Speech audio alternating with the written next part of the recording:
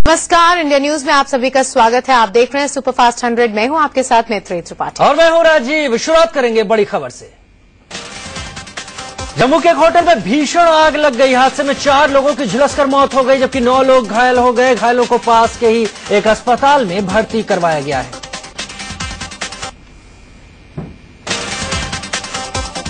Hotel में आग करीब 2 बजे लगी। आग लगने के वक्त लोग गहरी नींद में सो रहे थे। घंटों की मशक्कत के बाद आग पर काबू पाया जा सका।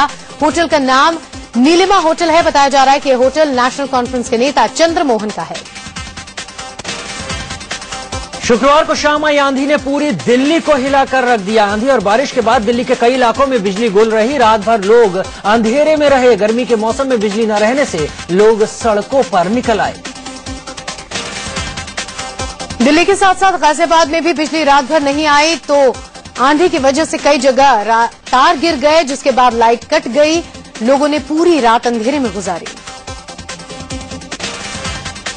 शुक्रवार की शाम आई आंधी दिल्ली एनसीआर पर कहर बनकर टूटी। आंधी की चपेट में आकर अब तक 12 लोगों की मौत की खबर है। जगह जगह पेड़ उखड़ गए। गाजियाबाद के लोनी में होर्डिंग की चपेट में आने से एक लड़के की मौत हो गई। वहीं दिल्ली के करावल नगर में खंबा गिरने से महिला की मौत हो गई। दिल्ली के कस्तूरबा नगर इलाके में 17 साल के लड़के की आंधी की वजह से मौत हो गई। तेज हवा के झोंके से अनु नाम के इस लड़के की गर्दन पर लोहे की चादर गिर गई, जिससे उसका गला कट गया। तेज आंधी के चलते दिल्ली के उत्तम नगर इलाके में एक निर्माणाधीन मकान गिर गया। इस हादसे में 2 लोग घायल हो गए, जिन्हें अस्पताल में भर्ती करवाया गया है। दिल्ली के कई इलाकों से छज्जा और दीवार गिरने की खबरें आई हैं। साउथ दिल्ली में तेज आंधी के दौरान पेड़ गिरने से 6 गाड़ियां क्षतिग्रस्त हो गईं। सेंट्रल दिल्ली में कार पर पेड़ गिरने से ड्राइवर की दिल्ली के कई इलाकों से छज्जा और दीवार गिरने की खबरें आई हैं। साउथ दिल्ली में तेज आंधी के दौरान पेड़ गिरने से 6 गाड़ियां क्षतिग्रस्त हो गईं। सेंट्रल दिल्ली में कार पर पेड़ गिरने से ड्राइवर की मौत हो गई।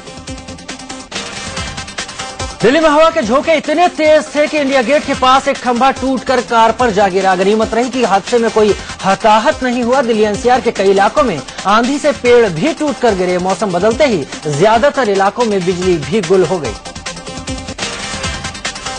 दिल्ली के अंबेडकर नगर इलाके में तेज आंधी के दौरान एक बड़ा पेड़ सड़क पर गिर गया। राहत की बात यह रही कि इस घटना में कोई हताहत नहीं हुआ। हालांकि लोगों को जाम का सामना जरूर करना पड़ा। चिलचिलाती गर्मी से बेहाल दिल्ली एनसीआर में मौसम ने एकाएक करवट बदली। आसमान में बादल घुमड़ कर आए और दिन में ही राजधानी और आसपास के इलाकों में अंधेरा छा गया। द्वारका, नोएडा और जहांगीरपुरी गुड़गांव रूट पर मेट्रो सेवा कुछ देर तक बाधित रही। तेज हवाओं के साथ धूल भरी आंधी चली और फिर रिमझिम फुहारों का सिलसिला शुरू हो गया। कुछ इलाकों में ओले भी गिरे। कहीं कहीं लोग बारिश का लुत्फ उठाते भी नजर आए। मौसम बदलते ही अंधेरे की वजह से दिन में ही सड़कों पर गाड़ियों की लाइट जल गई। सड़कों पर पानी भरने लगा, जिससे गाड़ियों की रफ्तार धीमी पड़ गई। कई इलाकों में जाम भी लग गया। आंधी से आई तबाही के बीच दिल्ली में पानी की कटौती का खतरा मंडरा रहा है। बिजली की कमी से ट्रीटमेंट प्लांट प्रभावित हुआ है। 30% कम उत्पादन होने की वजह से आज दिल्ली के कई इलाकों में पानी नहीं आएगा। बारिश के बाद गाजियाबाद में लोगों को गर्मी से राहत मिली। तेज बारिश की वजह से तापमान में गिरावट दर्ज की गई। हालांकि इस दौरान लोगों को जाम का भी सामना करना पड़ा। चंडीगढ़ में भी इंद्र देवता मेहरबान दिखे और यहां बारिश होने से लोगों को गर्मी से राहत मिली। चंडीगढ़ में हुई बारिश के बाद मौसम खुशनुमा हो गया। वहीं जम्मू कश्मीर के कठुआ में रावी नदी में आई बाढ़ में फंसे 6 लोगों का रेस्क्यू ऑपरेशन घंटों चला। रावी नदी में अचानक आई बाढ़ में ट्रक ड्राइवर और मजदूर फंस गए थे। पूर्वी भारत के कुछ इलाकों में बारिश हुई, तो वहीं आगरा में पर्यटक गर्मी से बेहाल दिखे। ताजमहल और आगरा का किला देखने पहुंचे पर्यटकों को गर्मी के चलते परेशानी का सामना करना पड़ रहा है। एमपी के ग्वालियर स्टेशन पर गर्मी से बेहाल एक शख्स की मौत हो गई। मृतक ट्रेन से लखनऊ जाने के लिए निकला था। हालांकि पुलिस ने बताया कि उसने शराब भी पी थी। मध्य प्रदेश में झुलसा देने वाली गर्मी से लोगों का हाल बेहाल है। तपती गर्मी की वजह से लोग घरों से बाहर निकलने में कतरा रहे हैं। भोपाल, इंदौर और ग्वालियर में पारा 43 डिग्री के पार पहुंच चुका है। प्रियंका गांधी वाड्रा ने एसपीजी डायरेक्टर को चिट्ठी लिखी है। अपनी चिट्ठी में प्रियंका ने खुद की और अपने परिवार की सुरक्षा हटाने की मांग की है। प्रियंका ने यह भी कहा है कि उन्हें और उनके परिवार को विशेष सुविधा न दी जाए। प्रियंका का ये बयान ऐसे समय आया है जब गृह मंत्रालय ने प्रियंका के पति रॉबर्ट वाड्रा समेत कुल 25 वीवीआईपीज की सिक्योरिटीज की समीक्षा के संकेत दिए थे। रॉबर्ट वाड्रा को गृह मंत्रालय की ओर से Z+ सिक्योरिटी मिली हुई है। प्रियंका वाड्रा के पति रॉबर्ट वाड्रा को सुरक्षा जांच से विशेष छूट मिलती है। नागरिक उड्डयन मंत्री अशोक गजपति राजू ने इस छूट की समीक्षा के संकेत दिए थे। कांग्रेस ने पूरे विवाद पर कहा है कि सरकार किसी की रहे सुरक्षा का मामला एक्सपर्ट पर छोड़ देना चाहिए। This party has not taken a position on this in the past, will not take a position on this in the future. It is a matter for the professionals of security to make decisions on security. Modi cabinet में आडवाणी और मुरली मनोहर जोशी को जगह न मिलने से शत्रुघ्न सिन्हा ने नाराजगी जताई है। एक टीवी चैनल को दिए गए इंटरव्यू में शत्रुघ्न ने कहा है कि 75 साल से ज्यादा की उम्र के आडवाणी में हर तरह का पद संभालने की क्षमता है। सिन्हा ने कहा है कि वो इस बात से सहमत नहीं है कि 75 साल से ज्यादा उम्र के लोगों को कैबिनेट में जगह न मिले। खुद को मंत्री न बनाए जाने पर भी शत्रुघ्न सिन्हा की टीज दिखी। शत्रुघ्न ने कहा कि वो पहले भी कैबिनेट मिनिस्टर रहे हैं। उन्होंने कहा कि आज नहीं तो कल अगर मोदी को लगेगा कि मैं सक्षम हूं तो मुझे जगह मिल जाएगी। मुंबई से बीजेपी सांसद किरीट सोमैया ने राज्य मंत्री स्वतंत्र प्रभार राव इंद्रजीत सिंह को मंत्री बनाए जाने पर नाराजगी जाहिर की है। दरअसल यूपीए सरकार में सोमैया ने राव पर बतौर रक्षा राज्य मंत्री एक रक्षा सौदे में उनकी भूमिका पर सवाल उठाए थे। एचआरडी मिनिस्टर स्मृति ईरानी की शिक्षा संबंधित जानकारी लीक करने पर दिल्ली यूनिवर्सिटी ने 5 कर्मचारियों को निलंबित कर दिया है। इन कर्मचारियों पर दस्तावेज लीक करने का आरोप है। शहरी विकास मंत्रालय ने यूपीए के 55 मंत्रियों को सरकारी बंगला खाली करने के लिए नोटिस भेजा। नोटिस में सभी को 26 जून तक बंगला खाली करने को कहा गया है। सूत्रों से खबर है कि प्रधानमंत्री नरेंद्र मोदी आज बीजेपी महासचिवों के साथ बैठक करेंगे। बैठक सुबह 9 बजे प्रधानमंत्री आवास पर बुलाई गई है। इससे पहले कल नरेंद्र मोदी प्रधानमंत्री के आधिकारिक आवास 5 RCR में शिफ्ट हो गए हैं। पीएम पद की शपथ लेने के बाद 5 दिन के बाद उन्होंने अपने सरकारी आवास में एंट्री की। इससे पहले तक वो गुजरात भवन में ही रह रहे थे। पूर्व प्रधानमंत्री मनमोहन सिंह अभी तक के पीएम के आधिकारिक आवास 7 RCR में रहते थे। 5 RCR में मनमोहन अपने मेहमानों से मुलाकात करते थे, लेकिन अब नरेंद्र मोदी 5 RCR में रहेंगे और 7 RCR में मेहमानों से मुलाकात करेंगे। लगभग 1 दशक बाद प्रधानमंत्री आवास का पता बदला है। नरेंद्र मोदी बंगला नंबर 5 में रहेंगे। इससे पहले पूर्व प्रधानमंत्री राजीव गांधी और अटल बिहारी वाजपेयी इस बंगले में रह चुके हैं। काले धन के मुद्दे पर गठित हुई एसआईटी की पहली बैठक दिल्ली में 2 जून को होगी। वित्त मंत्रालय के राजस्व विभाग के सचिव ने बैठक के लिए एसआईटी के चेयरमैन एमबी शाह और वाइस चेयरमैन अरिजीत पसायत को इसकी जानकारी दी। प्रधानमंत्री नरेंद्र मोदी की पत्नी यशोदाबेन को गुजरात पुलिस की तरफ से सुरक्षा मुहैया कराई गई है। मेहसाणा में जहां यशोदाबेन रहती हैं, वहां 3 पुलिस वालों की ड्यूटी लगाई गई है। प्रधानमंत्री नरेंद्र मोदी ने जीसीए यानी गुजरात क्रिकेट एसोसिएशन के अध्यक्ष पद से इस्तीफा दे दिया है। उनके करीबी अमित शाह जीसीए के उपाध्यक्ष हैं। तेलुगु देशम पार्टी के नेता चंद्रबाबू नायडू ने पीएम नरेंद्र मोदी से मुलाकात की। बातचीत किस मुद्दे पर हुई ये पता नहीं चल पाया। सूत्रों के मुताबिक टीडीपी मोदी मंत्रिमंडल को लेकर असंतुष्ट हैं और वो अपनी भूमिका बढ़ाने पर जोर दे रहे हैं। टीडीपी अध्यक्ष चंद्रबाबू नायडू ने केंद्रीय जल संसाधन मंत्री उमा भारती से मुलाकात की। बैठक में चंद्रबाबू नायडू ने केंद्र से समान व्यवहार की गुजारिश की। साथ ही सीमांध्र को आर्थिक सहायता और निर्णय में साझेदारी की मांग की गई। इससे पहले चंद्रबाबू नायडू ने वित्त मंत्री अरुण जेटली से भी मुलाकात की। जेटली से मिलकर चंद्रबाबू नायडू ने सीमांध्र के लिए स्पेशल पैकेज मांगा। उन्होंने सीमांध्र के लिए स्पेशल स्टेटस और इंडस्ट्रियल पैकेज की भी डिमांड की। तमिलनाडु की मुख्यमंत्री जयललिता 3 जून को प्रधानमंत्री नरेंद्र मोदी से मिलने वाली हैं। मुलाकात के दौरान जयललिता तमिलनाडु के मुद्दे उठाएंगी और साथ ही राज्य के लिए एक राहत पैकेज की भी मांग करेंगी। प्रधानमंत्री नरेंद्र मोदी ने ट्वीट कर कहा है कि उनकी जिंदगी को सिलेबस का हिस्सा नहीं बनाया जाना चाहिए। उन्होंने लिखा कि कुछ राज्य मेरे संघर्ष को स्कूल सिलेबस में रखना चाहते हैं, लेकिन किसी जीवित इंसान की जीवनी को सिलेबस में नहीं डालना चाहिए। पीएम नरेंद्र मोदी ने ट्वीट कर यह भी कहा कि आज भारत जैसा है उसे बनाने में कई महान लोगों का अहम योगदान रहा है और इतिहास ऐसे लोगों से भरा पड़ा है। युवा पीढ़ी को ऐसे महान लोगों के बारे में पढ़ना चाहिए और अनुसरण करना चाहिए।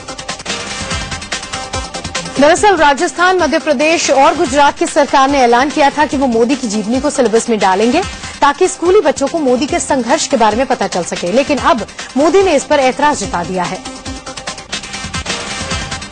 लोकसभा चुनाव में मिली हार के बाद एमएनएस प्रमुख राज ठाकरे अब जनता से सीधे बात करना चाहते हैं। राज ठाकरे आज एक रैली करेंगे ताकि विधानसभा चुनाव के लिए कार्यकर्ताओं में उत्साह बना रहे। I want to speak with you के नाम से इस रैली को राज ठाकरे शाम 5 बजे संबोधित करेंगे।